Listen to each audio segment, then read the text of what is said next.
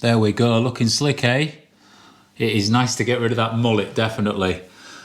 I've been cutting my own hair for the past 23 years, and prior to that my dad used to cut it, so I've pretty much never been to the hairdressers, so saved quite a lot of money in my time, I would say, on that one. So for the few of you that are still watching, now then. So what I'm going to do today is go through my hiking kit, which I'll use on general sort of winter hikes. Recently I've been out on a couple of hikes with some mates, and we have had the most atrocious weather, absolutely awful. So I'm going to show you some of that. The first one being the 10 peak challenge, or one of the 10 peak challenges that you get in the Lake District. The one that we did was like a circular route, and we started off at New Dungeon Gill. We went up Rossick Pike, Allen Crags, Lingmel, Scafell Pike, Broad Crag, Ill Crag, Great End, Esk Pike, Bowfell, and then back down. And honestly, it was awful. We had 12 hours out, starting from about 7:30 in the morning in the dark, and we didn't get back till it was well dark as well. So head torches was an absolute necessity on that one, because it was just awful, absolutely awful. Anyway, you'll see that in a minute. Call it bollocks. Going through what we've got. Sorry, bollocks. That sounds just shit. There was an emergency. Bollocks. No, bollocks. So let's go. What am I talking about now? Of getting you. You don't know. Honestly, bollocks. So first of all, you need to make sure that you've got the right clothing and boots to suit the conditions and the terrain. You know, so I'm not even going to go into that. Just make sure that you've got a proper decent set of waterproofs, especially in winter if it's going to rain. And just some decent boots that's just going to be comfortable for the duration of your walk. Moving on then, you need to have a bag that is going to carry the rest of your kit. So I have got bags of all sizes, you know, like a gym rack when you've got like 1 kilo, 2 kilo, 3 kilo, and then it goes right up to like 45 kilos. I used to be able to dumbbell press them actually. But I have got a bag similar. I've got one for absolutely everything. So I'll just show you a couple quickly now. Firstly being, this is a 30 litre backpack, and I've used this quite a lot of times because it's quite lightweight. But you just want one that's going to be comfortable, sits on you well, and it's not going to bother you and rub and things like that. So it's worth sort of practicing and wearing these things in. Another backpack which is a slightly different one. So this is actually for trail running, and I use this quite a lot because it's got pockets for all over, putting water in and just for everything else you'd ever need. But that's only like I think that's about a 14 litre, but most of the time I can fit most of the things in there that I need to keep myself safe out there. Right, I'm just going to bash on as fast as I can through all this because there's quite a lot of stuff that I'll carry with me really. I'll try and not explain because most of it's quite obvious anyway. So, gaiters, not a bad shout. Worth sort of taking a set of gaiters. Definitely some waterproof gloves, especially if the conditions are bad. These are actually quite a warm one as well, which is good. So it keeps your hands dry and warm. I sometimes wear waterproof socks. These are the sealskin ones. If I'm wearing more of a fell running shoe, which I often do just because fell running is my background really. But if you've got some decent Gore-Tex or waterproof boots on, then that's obviously fine as well. A buff, can't go wrong with a buff really. Keeps your head warm and you can make it into a neck warmer as well. It's nice to take a cap. This one's a tiny one, folds down to pretty much nothing. Just because of any sort of driving rain or hail or anything like that, it just sort of covers you up and stops you, or just allows you to carry on walking and being able to see. I always carry with me, especially in the mountains, down jacket. So this packs up really small, they're compressed down to nothing, and I keep it in a little waterproof bag as well, because you just never know, you might need that extra layer of insulation. We have got a hat here, decent waterproof hat. This is a Gore-Tex one, covers the ears, not a bad shout to have. A little lighter version of that, it's just a thin little running hat, so that's not too bad. Fully waterproof, so you know you only need one really, but just giving you a couple of ideas here. We have got a balaclava, again similar to a buff, you might only need one of those. Another hat, I always sort of carry a decent sort of second hat just in case you need to get in a bivvy bag and keep yourself warm, and if your hat's already wet, it's nice to have a dry one. Same with another set of spare gloves, which I've got somewhere in here. I carry a spare dry top, so if you got soaking wet through, you could have, I don't know, fall into a river or something like that, or you just drenched from the rain. Having a new clean dry top to put on, full long sleeve and everything, is great because then you can put your down jacket over the top and then potentially get in your bivvy bag or whatever you need to do just to sort of keep yourself safe and dry. Sometimes a set of goggles, not a bad shout if the weather really does turn, mainly in sort of snow and hail conditions, but I actually quite like that. Even a pair of decent sunnies will help. In winter you might want to sort of consider some sort of micro spike or crampon depending on the conditions, different sort of levels of these. I've got a little lightweight set there, slightly chunkier one there, and then you can get into sort of like crampons, decent set of crampons. But you just need to judge that on the actual weather. I mean, going with that, you might want to carry a ice axe. I've got a few different sort of sizes of those as well. Make sure you carry enough food for your hike and carry some emergency food too. You do not want to get into that hangry situation. There's nothing worse when you're sort of walking up a mountain and there's a false summit and you're just desperate to get back and you're tired and everything's going wrong, it's wet, all that. You need to make sure that you're trickle feeding food and you are keeping up with your calorie intake, definitely. There's so many people just get to that point and they just end up just having a proper meltdown on a mountain because of it. So keep eating, main one.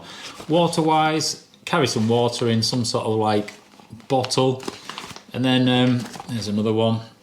And obviously if you get to the end of your water supply, you need to maybe be able to sort of stock up again on that. And when you're out and about, there's generally places you can sort of fill up. But just make sure you've got some sort of lightweight water filter with you, which is always a good thing. Emergency food, more emergency food. Make sure you know the route well. It's always worth carrying a hard copy of a map. You can obviously use your phone and use some of the apps on there for directing you around. Especially with the GPS signal, it can be actually really good, but batteries fail, phones die, they get wet, all that sort of thing. So you need to make sure that you have a hard copy of a map and a compass. And the main thing about this is it's pointless having this unless you know how to use it. If you don't know how to use a map and compass, you need to learn. There's plenty of videos out there, so just have a look online and just sort of work out how to do it, and then just have a practice. Go around your local area and just make sure that you know what you're doing with that. If you don't know how to use this, and it's pointless carrying it, it really is. You know, you might as well just use your phone, but you are risking it, that's all, by relying on something that is quite unreliable. A map, what else could you use it for? Nothing much. I always carry some firelighting stuff, so you could maybe use it as tinder just to get a fire going, just in case you were absolutely desperate. A multi-tool, I carry this one just because it's sort of lighter than my Leatherman, things like that. But you know, you just never know. Scissors, things like that, cutting plasters, which comes to a first aid kit. In there I've got all that, what I need for first aid to keep me going. Always carry a decent head torch. Check out Phoenix, they are brilliant. I've got a link on in the description if you want to check them out, but all their head torches are just top quality, so I happily promoting those guys. They're absolutely brilliant. On our walk, my mate said to me, he said, how many torches have you got? He says, I've got 3. And I went, oh, I've actually got 4. And the reason is, I've got a main head torch, you don't need 4. But I always carry a second head torch just in case something happens to that one or you lose it. And you know, it's an essential bit of kit to get you off a mountain in the dark. You definitely need it. But what I always carry with me is a bike light, just because this is so bright and will shine quite a long distance, and it just gives you that extra bit of protection if something happens to your main light. But this is my 4th light, another one by Phoenix. And if I can grab you a cap, let me just show you. So if somebody in your group has had a torch failure, or maybe they've lost a torch or something like that, I always like to carry something spare enough to look after other people as well. So if you have a cap, this little torch is fantastic because it turns a cap and just a little handheld torch into a head torch. So if you look at this, just turn that on. And there we go. Again, this is by Phoenix, brilliant little light, but tiny little thing, so it's just good just to shove in your bag as a just in case. Other bits I carry, definitely some sort of cordage, just allows you to, multi-use for that. You might need to make a splint, strap someone's leg up, something like that. Little tiny sit mat, not a bad shout, saves you getting a wet bum when you're sitting down. An emergency blanket, just a great thing just to put on, just keep you warm just in case. What I always take is this, and this is an emergency bivvy bag. I think this is an essential piece you have to take. This just allows you to, if something drastically goes wrong, or one of your team members has an injury or something like that, and you need to keep them warm, you can get them inside this and keep them out of the weather, and it's just brilliant, it really is. And they don't cost much. That's, I don't know, maybe £15, tiny little thing, and it's going to save your life, is that, or your friend's life. Going with that though, it's quite a good idea to carry some sort of shelter. So I'll carry a group shelter.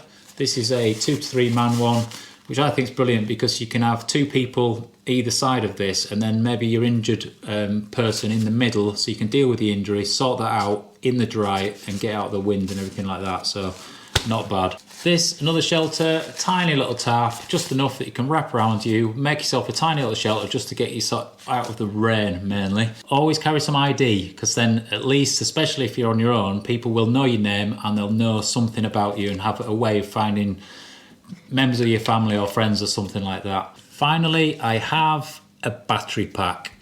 In this, I've just got a few leads in there, and this is quite a big one, to be honest. You don't really need this size for a day out, but it will charge up your head torch possibly. It will charge up your phone, which is obviously essential, especially if you're using it for navigation. So there we go. There might be an odd other item that I might have missed out. I just sort of gathered a few bits together just to sort of show you guys. But anyway, hopefully it's a little bit of help for you. So there we go. That's the boring stuff out of the way. Now you can sit back and watch me and the boys and 3 dogs suffer as we do the 10 Peak Challenge in the Lake District in the most horrendous conditions. It honestly couldn't have been a worse day. We do bloody pick it, I tell you. Anyway, enjoy.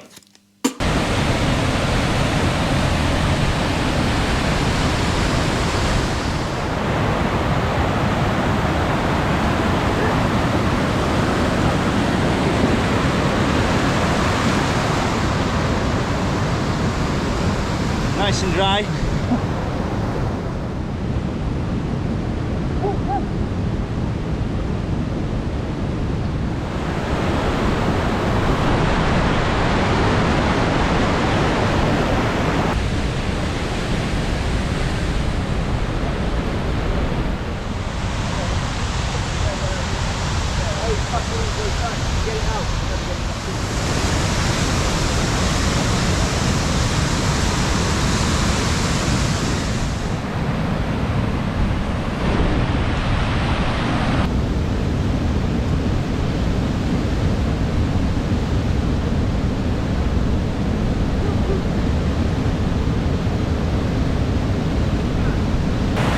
That's the crossing. Instead,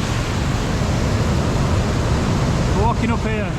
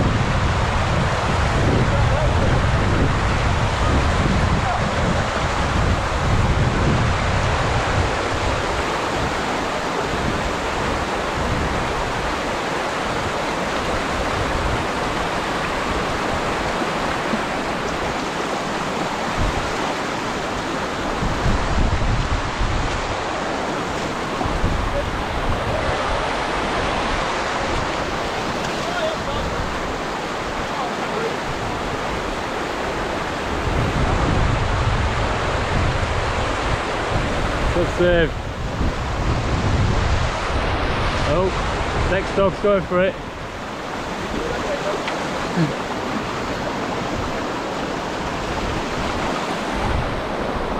Well, it's chaos. It's just a case of trying to cross this river. I'm just going to risk it and get stuck in with the old boots, I think. Stay shallow.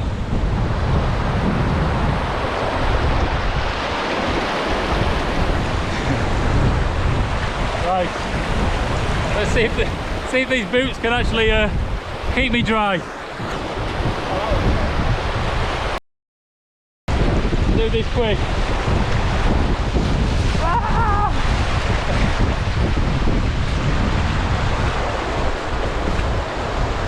Shit, that went over the top of one of my boots.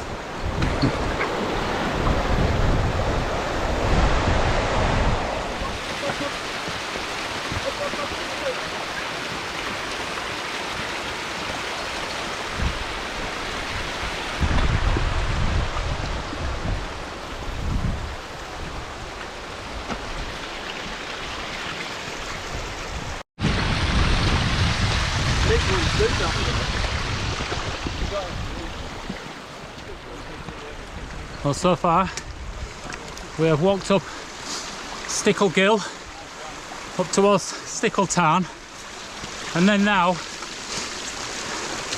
this is quite a scramble up towards the top of Harrison Stickle. It is wet, very wet. There is a hell of a lot of water on the ground, and all the streams are madness trying to cross them.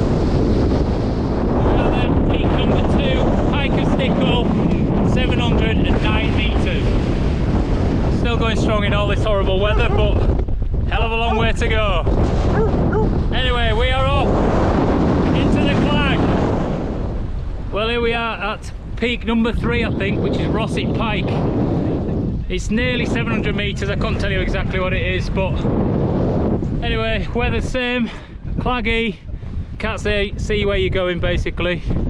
And yeah, we drop down now to Angletown, which is quite nice. And from Angletown onwards, I know pretty much all the routes, so I feel a lot more at home. Having these 3 dogs just bouncing about, they're honestly absolutely awesome. And you won't get better dogs than these 3 for being out in this. And all 3 of them have lived a life doing these extreme sort of things, so they're just, we don't need to worry at all with them. So yeah, 3 hardcore dogs enjoying all this rough landscape. Anyway, on to Angletown, and then we'll go on to corridor route up to the top of Lingmel, which is pretty cool.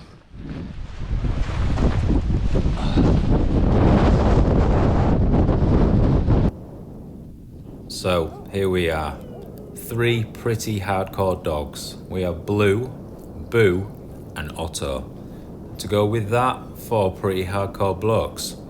There's me, who can drink tea with his pinky out. We've got Ben, who's a tree surgeon, who can't spell tree, but he can lift one. Rob, who's an actual stuntman, who can't get insurance anymore because he's had that many accidents. And Tom, an office boy. But not just any office boy.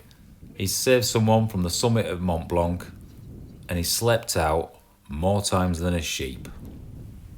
And what we have in common is a passion for the outdoors, definitely a lack of fear, and even though in our 40s, we'd still be able to impress the young'uns with our BMXing skills.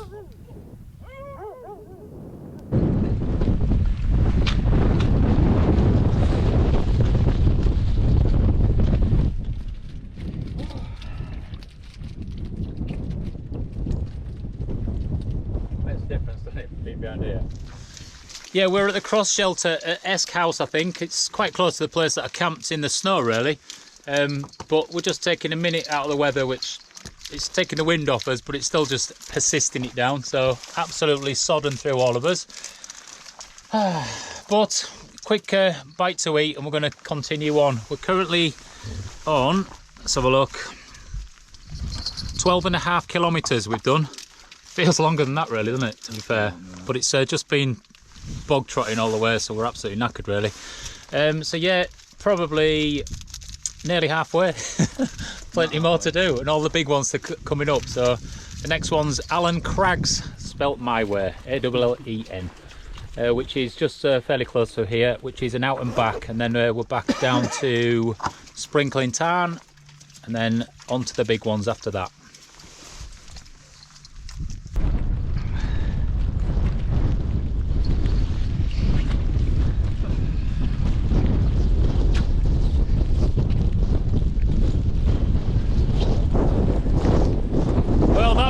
Crags, summit number 4 I think it is.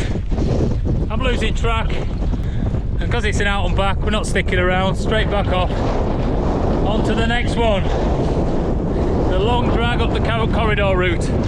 But looking forward to that, because it's a nice walk, is a corridor route. I always really enjoy it. There's a Strava segment from the bottom of this hill up to the top of Alan Crags, which the last time I was here I absolutely smashed to make sure that I got the com, since this is named after me. So yeah, quite a tough one to do, because it's quite hard underfoot, and it's fairly steep, but it's one of those distances that it's not like pacing yourself, you've got to absolutely nail it, which I did. So yeah, if you fancy having a go at that one, try and beat my time. Look what I've just found. My Alan Crags Heartstone. Don't know if you can see that. Pretty good, that one.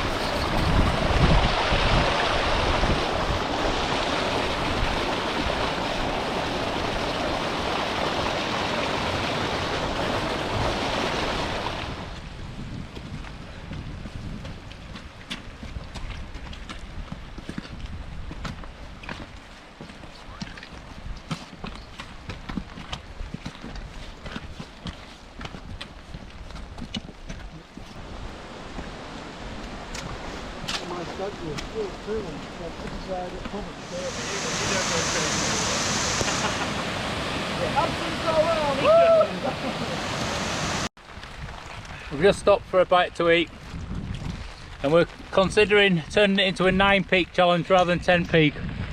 There's an out and back to Lingmel, and we're near the top of the corridor route now, and it's just torrential rain. It's absolutely awful, so we will see. I think all of us are one that will accept a challenge and complete it, to be fair, so I don't think we'll probably back out, to be honest. But anyway, we'll see what happens. 5 minutes time we'll decide on that one, but this is what we did. Horrendous, absolutely horrendous. 10 is what we signed up for, 10 is what we shall do.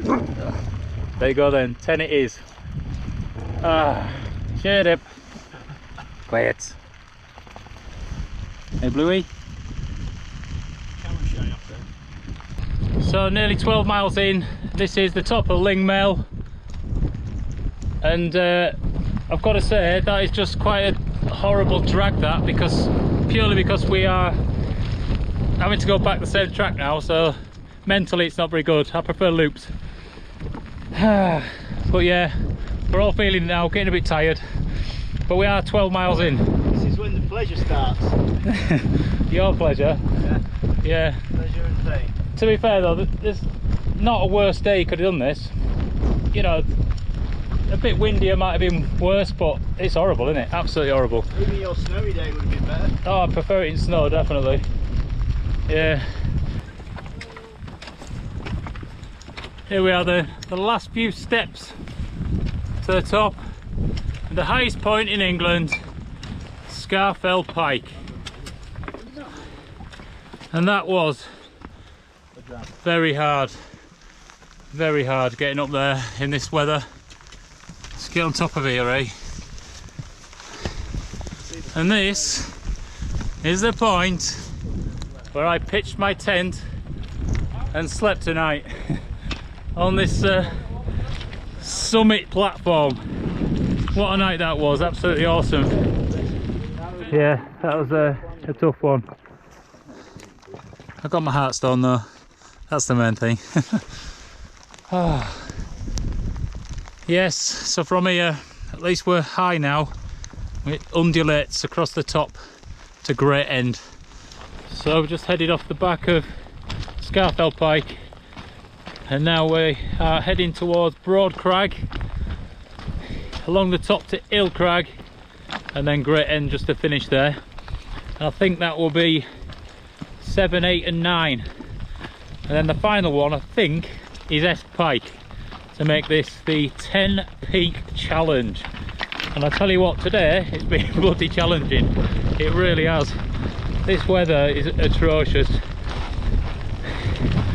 And just the fact that you're carrying an extra kilo or two of water just sat on you, it's honestly hard work.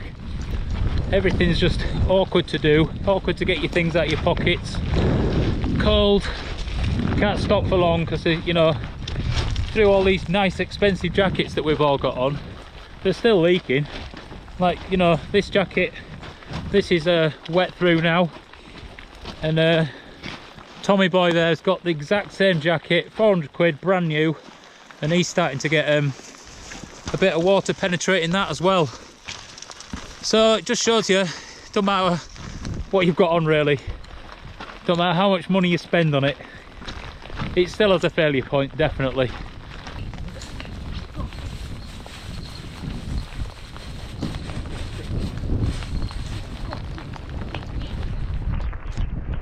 Last little climb up to Broad Crag. Quite an awkward one, this. You can't see anything, can you? Whew. Yeah, it's a little awkward getting up here. Lots of big rocks, quite hard going, and most people just skirt around the outside of this one. But it's part of the challenge to get to the top and tick off another peak. Come on, Blue, climb. Come on. Come on, you've got it. Come on. Good boy. Good boy. Hey. Get on then, climb.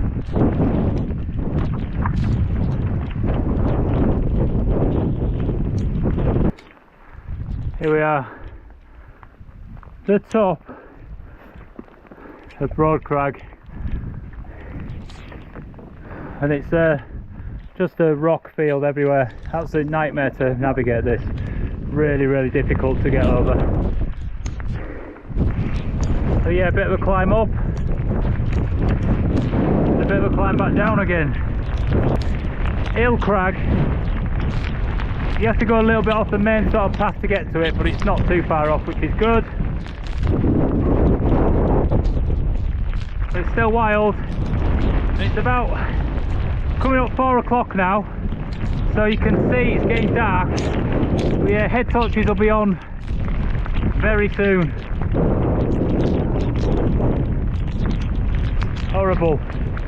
Horrible conditions.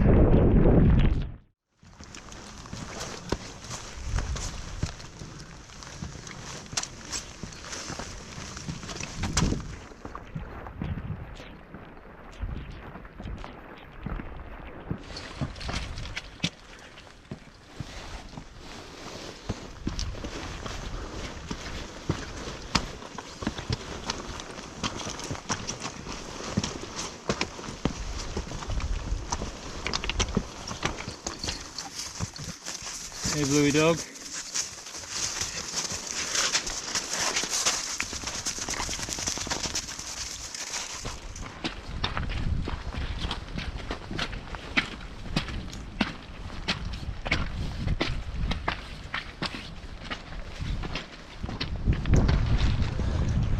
Well, here we are, the final one. This is 10, possibly 11 actually what we've done today. And this is Bowfell, 902 metres. We are all knackered. It has been a long day. Dark when we set off. It's been dark for the last sort of hour and a half, head torches on. And we've just got a long walk down the band, just down to the valley bottom, then a bit of a walk along the road just to get back. But yeah, absolutely crazy day this, totally. Would you do it again, guys? Yeah, definitely. In summer. Yeah? Yeah, in summer. In summer or snow. In summer or snow, yeah. I agree. Yeah. Absolutely mad today. Yeah, I can't see that many people have done this in this weather. Anyway.